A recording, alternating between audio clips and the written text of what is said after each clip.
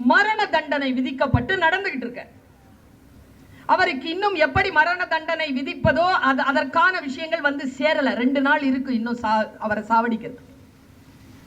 அவருக்கு என்ன தண்டனைனா விஷம் கொடுத்து அவங்கள சாகடிக்கணும். அதான் அவருக்கு கிடைச்ச தண்டனை.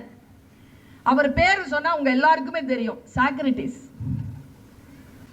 அவருக்கு ஏன் அவர் நடந்து பழகினார்னா, அவருக்கு தெரியும் விஷம் கொடுத்து தான் சாவடிக்க போறாங்க. விஷம் கொடுத்த உடனே அவரை உட்கார விட மாட்டாங்க, அவர் நடந்துகிட்டே இருக்கணும். அவர் நடந்துகிட்டே இருக்கும்போது பக்கத்துல யாரோ ஒருத்தரை பிடிச்சு போட்டிருக்காங்க கைதியா. அவர் ஒரு பாட்டை வாசிக்கிறார், ஒரு கருவியில வாசிக்கிறார்.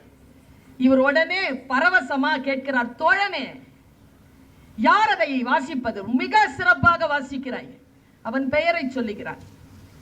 இவர் சொல்லுகிறார் தன் பெயரை. ஓ சாக்ரட்டிஸ், நீங்களா பக்கத்தில் இருக்கிறீர்கள்? ஆமாம். நீ வாசிக்கிறாயே அந்த பாட்டு எனக்கு தெரியும். ஆனால் ஏதோ ஒரு கருவியால் அதை வாசிக்கிறாய். அது என்ன கருவி என்று எனக்கு சொல்வாயா? அவன் சொல்லுகிறான், மவுத் ஆர்கன். ஓ அப்படியா?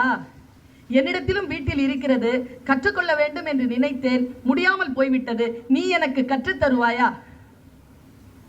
சிரித்துக்கொண்டே அந்த கைதி சொன்னான், ஏ சாக்ரட்டிஸ், இன்னும் 2 நாட்களுக்குள் சாக போகிறாய். இதை தெரிந்து கொண்டு என்ன செய்ய போகிறாய்?